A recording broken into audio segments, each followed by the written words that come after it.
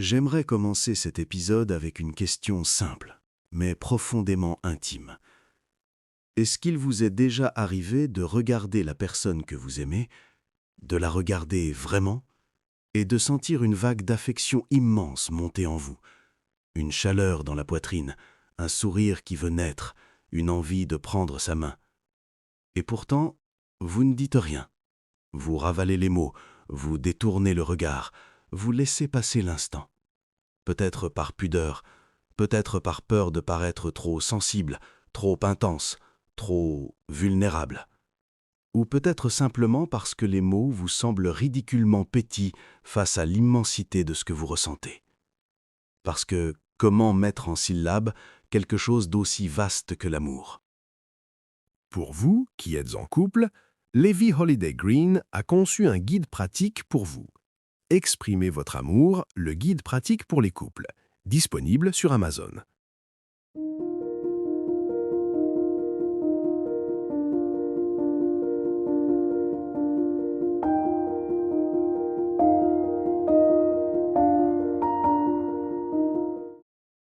On nous apprend tellement de choses dans la vie. On nous apprend à réussir nos études, à obtenir un diplôme, à optimiser notre CV, à négocier un salaire, à performer. Mais personne ne nous apprend à dire « j'ai peur de te perdre ». Tu comptes plus que tu ne l'imagines. J'ai besoin de toi. Je t'aime. Personne ne nous apprend à naviguer dans cette mer intérieure qu'est la vulnérabilité. Et pourtant, c'est là que se joue la profondeur de nos relations. Pourquoi est-il si terrifiant de dire ce qu'on a sur le cœur? Pourquoi le « je t'aime » reste-t-il parfois coincé dans la gorge? Pourquoi ces mots qui sont censés nous rapprocher nous donnent-ils l'impression de nous mettre en danger? Parce que dire « je t'aime », ce n'est pas juste prononcer 3 mots, c'est enlever une armure, c'est baisser un bouclier, c'est offrir à l'autre un endroit fragile de soi. Et derrière cette peur, il y a souvent la crainte du rejet, la peur que l'autre ne ressente pas la même chose, la peur de paraître trop, la peur de ne pas être accueilli. Alors on se tait, on fait comme si de rien n'était, on espère que l'autre devinera. Mais l'amour ne se devine pas toujours. Il se dit, il se montre, il s'incarne. Ce qui est bouleversant, c'est que ce « je t'aime » que vous retenez est souvent la clé de votre propre sécurité affective. Ce que vous gardez à l'intérieur ne vous protège pas, cela vous enferme. La vulnérabilité ne détruit pas l'amour, elle le révèle. Oser dire ce que vous ressentez, ce n'est pas être faible, c'est être courageux. C'est choisir l'authenticité plutôt que le contrôle, la vérité plutôt que l'image, la connexion plutôt que l'ego. Aujourd'hui, dans cet épisode, on va briser ce silence. On va parler de cette honte discrète qui vous fait croire que ressentir trop fort est un défaut. On va parler de cette peur du rejet qui vous pousse à minimiser vos émotions.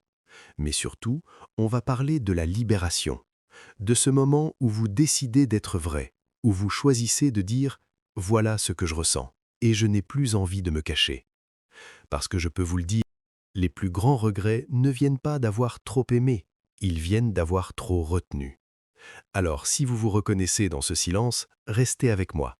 On va apprendre ensemble à transformer la peur en courage émotionnel. Bienvenue dans ce premier épisode.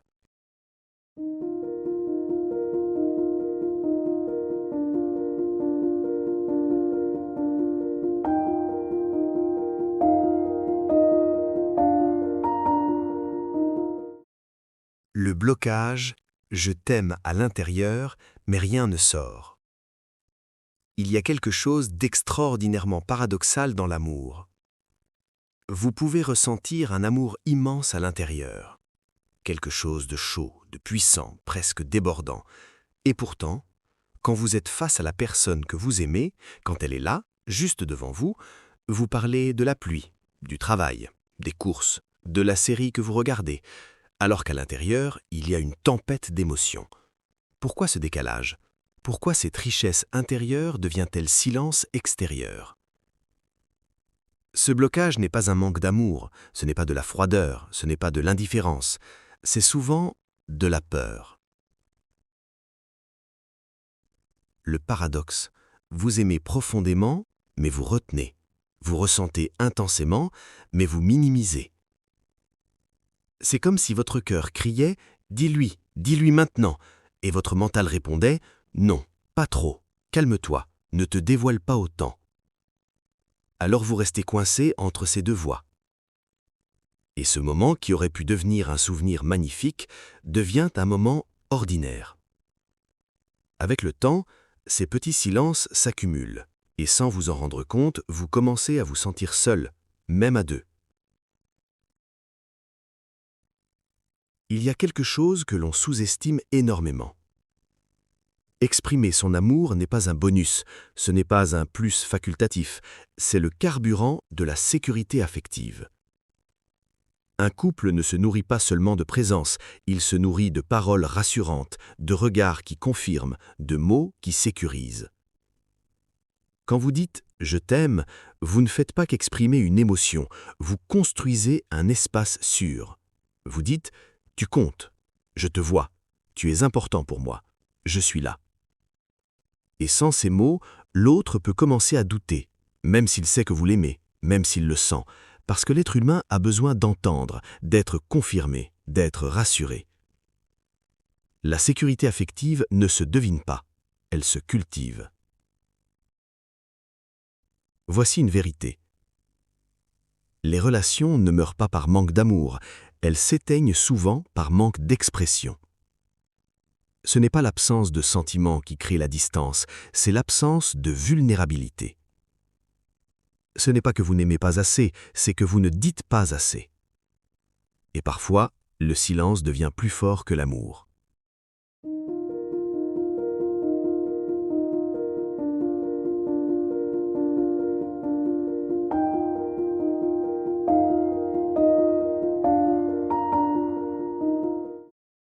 Le poids de l'héritage. Éducation et culture, la pudeur n'est pas toujours une pudeur, c'est parfois une peur. Avant de croire que vous êtes bloqué, il est important de comprendre d'où vient ce blocage. Parce que bien souvent, ce n'est pas vous, c'est ce que vous avez appris. La pudeur érigée en valeur. Combien de fois ai-je entendu ? Chez moi, on ne se disait pas ces choses-là. On ne disait pas « je t'aime », on le prouvait par les actes. Et peut-être que c'est aussi votre histoire. Peut-être que vous venez d'une famille où l'amour était présent mais silencieux. On payait les factures, on faisait à manger, on travaillait dur, on était là. Et c'était ça la preuve d'amour. Les gestes remplaçaient les mots. Alors vous avez intégré une chose très tôt. Parler de ces émotions, c'est inutile. Les actes suffisent. Mais laissez-moi vous dire quelque chose d'important, avec beaucoup de respect pour votre histoire. Les actes sont essentiels, mais ils ne remplacent pas la parole. Un enfant a besoin qu'on lui dise qu'il est aimé, un adulte aussi.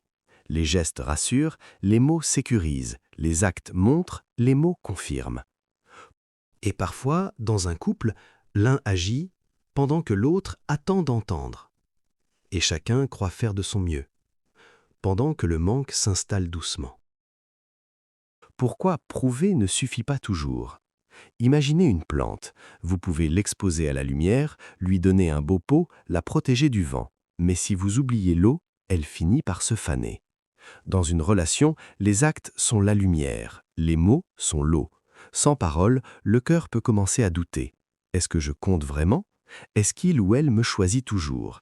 Est-ce que je suis aimé ou juste présent ? Ce doute ne vient pas d'un caprice. Il vient d'un besoin fondamental de sécurité affective. L'injonction à la force. Il y a aussi autre chose, une croyance très ancrée dans notre imaginaire collectif. Celui qui exprime son besoin est celui qui demande, et celui qui demande serait en position de faiblesse. On vous a peut-être appris que montrer que vous avez besoin de l'autre, c'est dépendre. Dire « j'ai besoin de toi », c'est perdre du pouvoir. Dire « je t'aime » en premier, c'est se mettre en danger. Mais voici une vérité puissante que j'ai observée. La vraie force émotionnelle, ce n'est pas de se retenir, c'est de s'exposer sans se perdre. Celui qui ose dire « je tiens à toi » n'est pas faible, il est aligné. Celui qui ose dire « j'ai besoin de toi » n'est pas dépendant, il est conscient de son humanité. Une prise de conscience essentielle. Si aujourd'hui vous avez du mal à dire « je t'aime », ce n'est peut-être pas parce que vous manquez d'amour, c'est peut-être parce que vous avez appris que l'amour devait être silencieux. C'est peut-être parce que dans votre culture, dans votre famille, la vulnérabilité n'était pas valorisée. Mais vous n'êtes plus l'enfant de cette maison. Vous êtes un adulte capable de choisir un nouveau langage émotionnel. Est-ce que je veux reproduire le silence ou créer une relation plus consciente?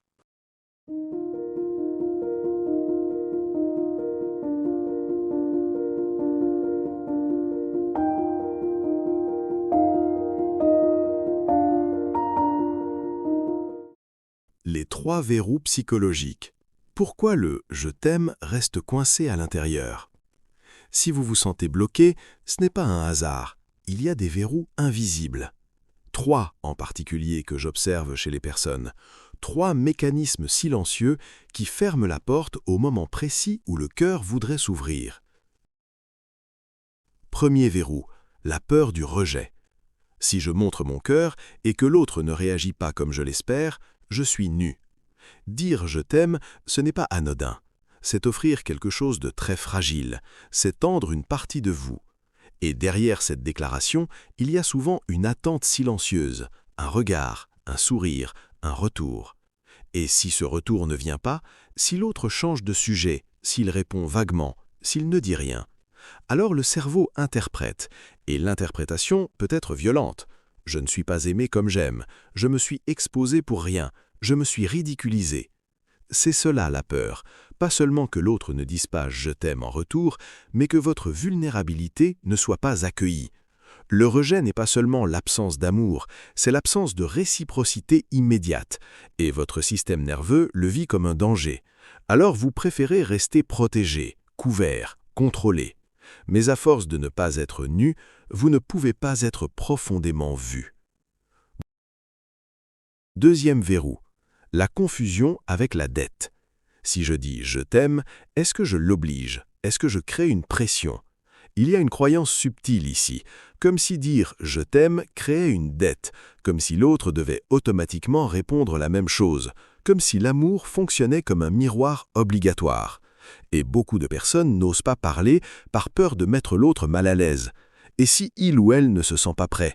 Et si je vais trop vite? Et si je crée une pression? Alors vous vous taisez. Mais voici la vérité. Un « je t'aime » authentique n'est pas une demande, c'est un partage. Il ne dit pas « dis-le aussi », il dit « voilà ce que je ressens ». La maturité émotionnelle, c'est accepter que l'autre puisse être à un autre rythme sans que cela invalide votre propre ressenti. L'amour n'est pas un contrat simultané, c'est un mouvement vivant. Troisième verrou, la honte de la vulnérabilité. Je vais avoir l'air niais, trop intense, trop sensible. Dans beaucoup de couples, la communication devient logistique. Les courses, les enfants, les factures, les horaires, on devient une équipe d'organisation. Et plus les années passent, plus le langage émotionnel se raréfie. Alors quand vous essayez soudain de dire « tu sais, je t'aime profondément », cela peut presque paraître étrange, comme si vous cassiez le décor habituel, et vous pouvez ressentir une gêne intérieure. Pourquoi je dis ça maintenant? Ce n'est pas notre style, ça sonne bizarre. La honte apparaît, une petite voix moqueuse à l'intérieur. Tu es ridicule, ce n'est pas toi, redescends. Mais ce n'est pas ridicule, c'est vivant. Ce qui est triste, ce n'est pas d'être vulnérable, c'est de ne plus oser l'être. Une vérité essentielle. Ces 3 verrous, rejet, dette, honte, ne sont pas des preuves que vous êtes incapable d'aimer, ce sont des mécanismes de protection. Votre cerveau essaie de vous éviter une douleur, mais il ne comprend pas que l'absence d'expression crée une autre douleur, plus lente, plus silencieuse. La distance, l'érosion, le « on s'aime mais on ne se le dit plus ». Et l'intimité ne disparaît pas d'un coup, elle s'efface à petite dose de silence.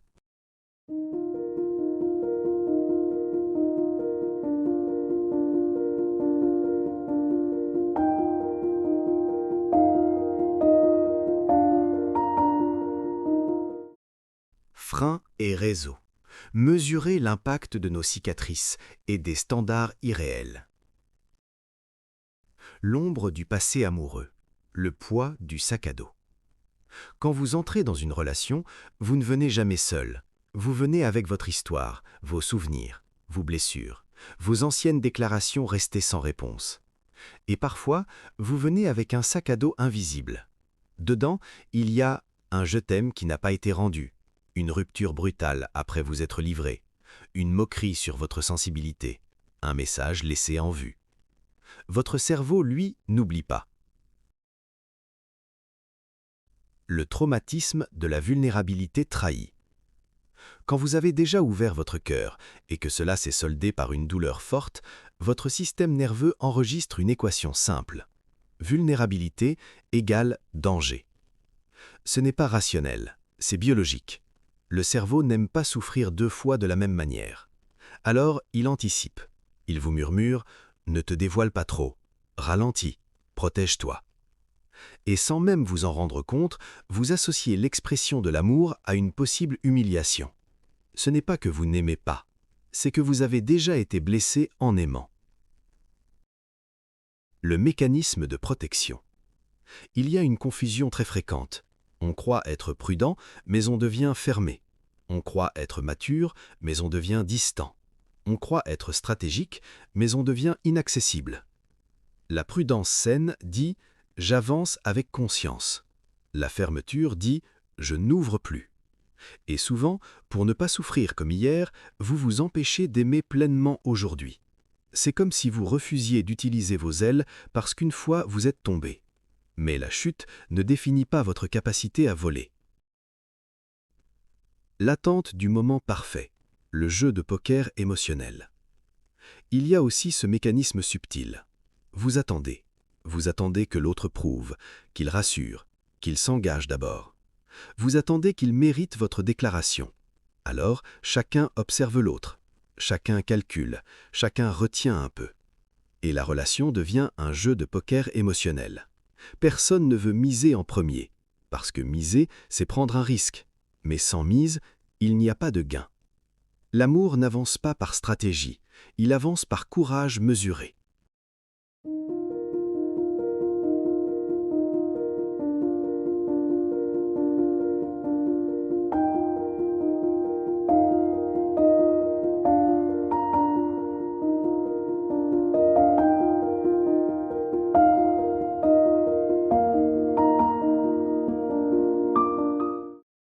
L'impact des réseaux sociaux. Le miroir déformant. Nous vivons dans une époque paradoxale. On n'a jamais autant parlé d'amour, et pourtant, on n'a jamais été aussi déstabilisé dans la manière de l'exprimer. La mise en scène de l'amour. Les réseaux nous montrent des couples parfaits, des déclarations publiques, des surprises filmées, des montages musicaux, des textes grandioses. Et inconsciemment, cela crée deux extrêmes. Premier extrême, le sentiment d'incompétence. Vous pouvez vous surprendre à penser « si je ne fais pas quelque chose d'exceptionnel, ça ne compte pas. Si je ne suis pas capable d'une déclaration spectaculaire, c'est banal. Si ce n'est pas instagrammable, ce n'est pas romantique. » Mais l'amour n'est pas une performance, il n'a pas besoin d'un public, il a besoin de vérité. Un « je t'aime » murmuré dans une cuisine à 22 heures vaut 1000 déclarations scénarisées. Deuxième extrême, la dévaluation de l'intime. À force de voir l'amour exposé partout, les mots simples finissent par paraître ordinaires. On oublie que la profondeur ne fait pas de bruit. On oublie que la vraie intimité ne cherche pas les likes. Et parfois, vous minimisez vos propres mots. Ce n'est rien, ce n'est pas assez. Alors que c'est justement dans la simplicité que réside la puissance. Le paradoxe de la connexion permanente. Et puis, il y a cette illusion moderne. Vous vous envoyez des cœurs toute la journée, des emojis, des bisous, des « je t'aime » écrits rapidement entre deux notifications. Cela donne l'impression que l'amour circule, mais parfois, cela remplace une vraie conversation incarnée. Un regard, une voix qui tremble légèrement, un silence chargé d'émotions. Les emojis ne respirent pas, ils ne tremblent pas, ils ne dévoilent pas. Ils symbolisent, mais ils ne remplacent pas la présence. Et l'amour profond a besoin d'incarnation. Une prise de conscience essentielle. Entre vos blessures passées et les standards irréels de notre époque, votre capacité à dire « je t'aime » est prise en étau. Vous êtes tiraillé entre la peur d'être blessé et la pression d'être spectaculaire. Alors vous faites quoi? vous vous taisez. Mais le silence n'est pas neutre, il protège et il prive.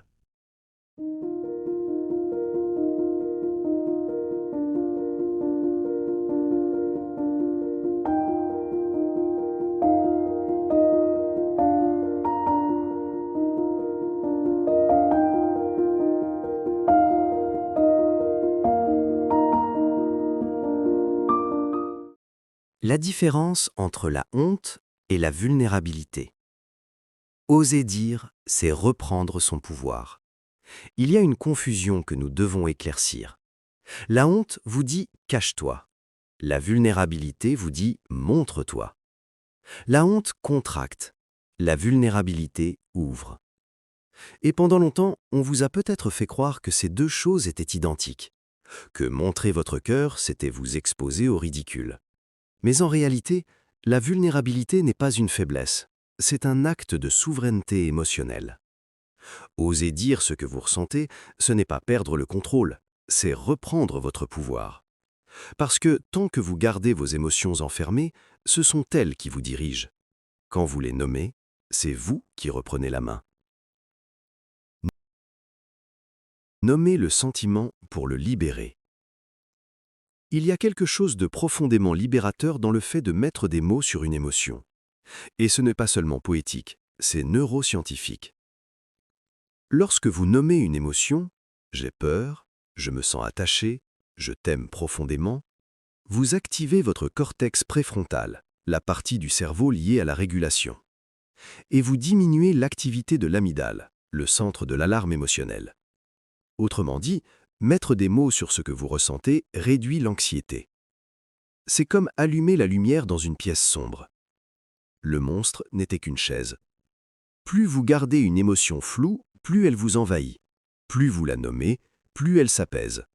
Dire « je t'aime » ne crée pas la vulnérabilité, elle était déjà là. Mais en la nommant, vous la rendez respirable. L'effet de soulagement. Vous l'avez peut-être déjà vécu, ce moment où vous retenez quelque chose depuis des jours, et puis enfin, vous le dites. Et même si la réponse de l'autre n'est pas parfaite, vous respirez.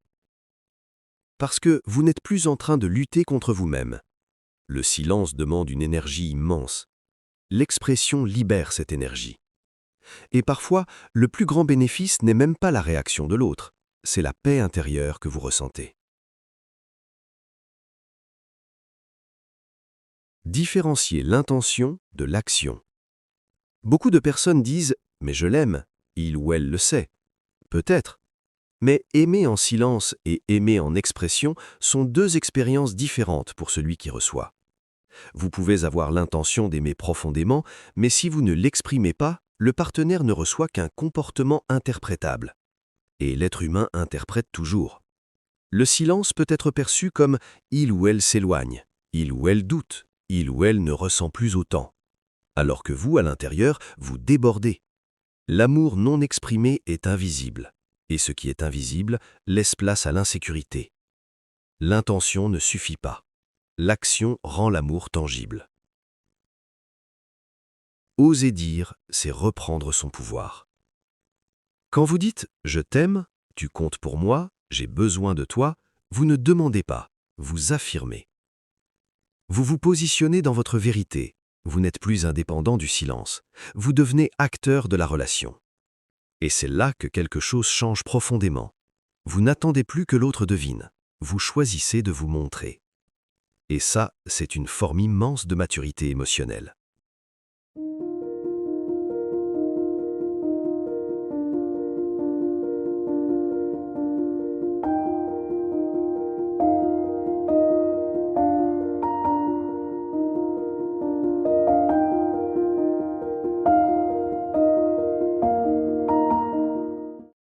La difficulté n'est pas un manque d'amour.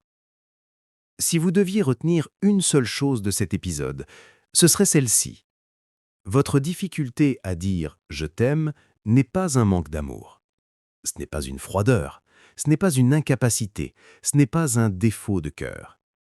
C'est une barrière de protection, une barrière que vous avez construite un jour pour ne pas souffrir.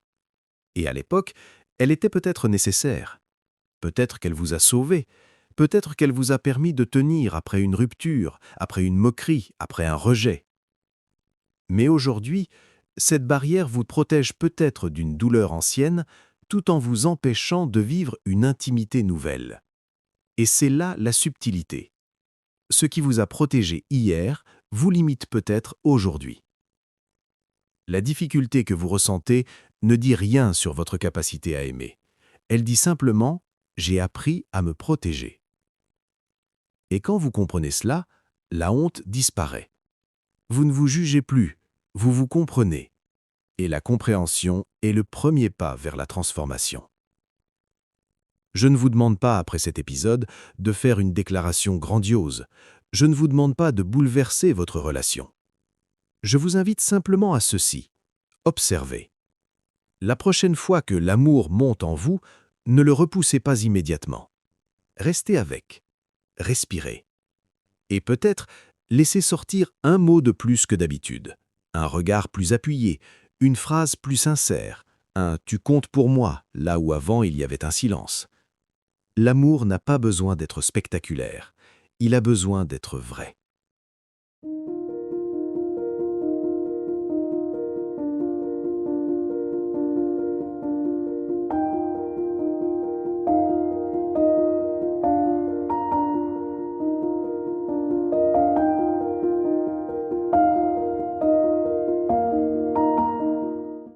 Si ce que nous avons partagé aujourd'hui a fait écho en vous, si vous avez senti peut-être légèrement que certains verrous commençaient à bouger, alors retenez ceci.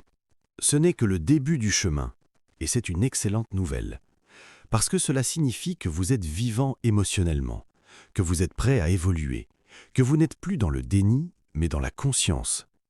Vous savez, vous n'avez pas honte de ne pas savoir cuisiner et d'apprendre. Vous n'avez pas honte de suivre une recette, de rater un plat, d'ajuster les dosages, de recommencer. Alors pourquoi auriez-vous honte de ne pas savoir exprimer votre amour et d'apprendre ?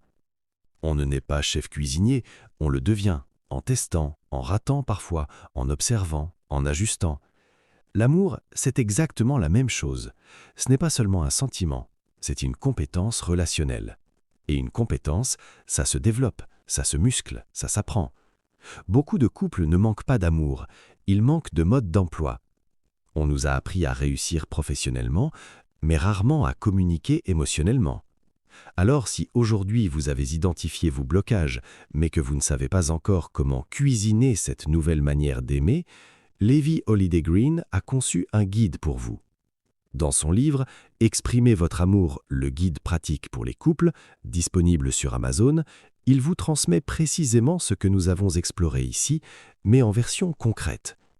Vous y trouverez des outils simples et applicables, des exercices guidés, des scripts pour oser dire sans pression, des clés pour transformer ce que vous ressentez à l'intérieur en une connexion visible et sécurisante à l'extérieur.